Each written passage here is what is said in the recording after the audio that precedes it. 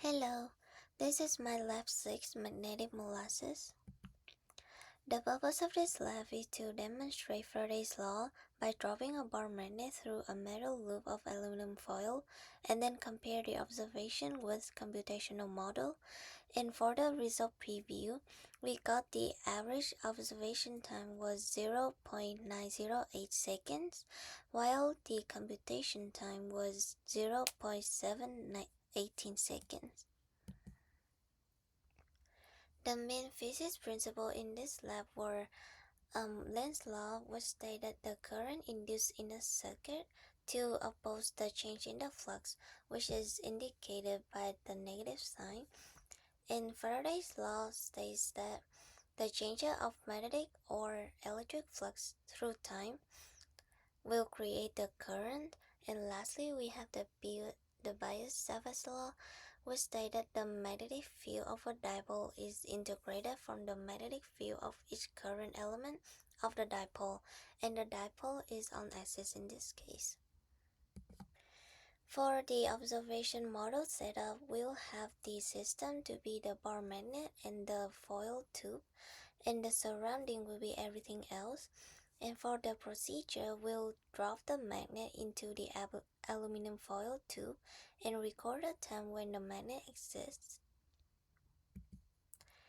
And for the result as preview, we got the average of 5 trials to be 0.0908 seconds. To build a computational model, first I'm gonna have all of the physics constant and all of the measurements of my tube. Next, I'm gonna have one function to calculate the magnetic field of the bar magnet and another function to calculate the magnetic flux created by the bar magnet. Next, I'm gonna calculate the gravitational force and the magnetic force to find the velocity of the bar magnet over time and finally render the result. And as a result of my computational model, I got the time of the bar magnet staying in the tube for 0.0718 seconds in a graph that looked like this.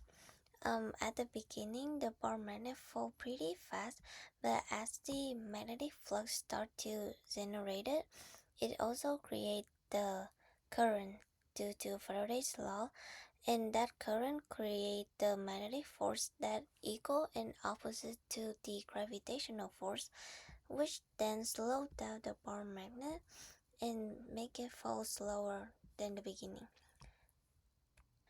To compare both of my observation and computational model, I can see that even though that their initial state properties are the same, their final results are pretty different. It's because that the computational model did not account the air resistance, and also it was using the magnetic dipole moment that calculated from the previous lab, which may not be the actual dipole moment that was in the observation model. There might be some other sources of error, such as the aluminum foil that routed around the tube may be too thin for the current to be induced. And secondly is a human error, which is when we time it incorrectly. And lastly, as I already said, that we neglected the air resistance when building the computational model. Next is some additional questions. First is, what if the resistivity of the conductor were reduced as close as possible to zero? Well, then the current would increase as the resistivity decreased because of Ohm's law. And so that means that the magnetic field would be stronger within the tube, and so the velocity of the magnet would decrease, and as a result, the bar magnet would fall slower.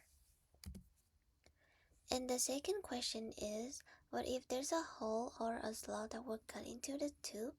Well, then the area of the conductor would decrease, and so the magnetic flux across the tube would also decrease, and as a result, the magnet will fall faster due to a greater force on the loop.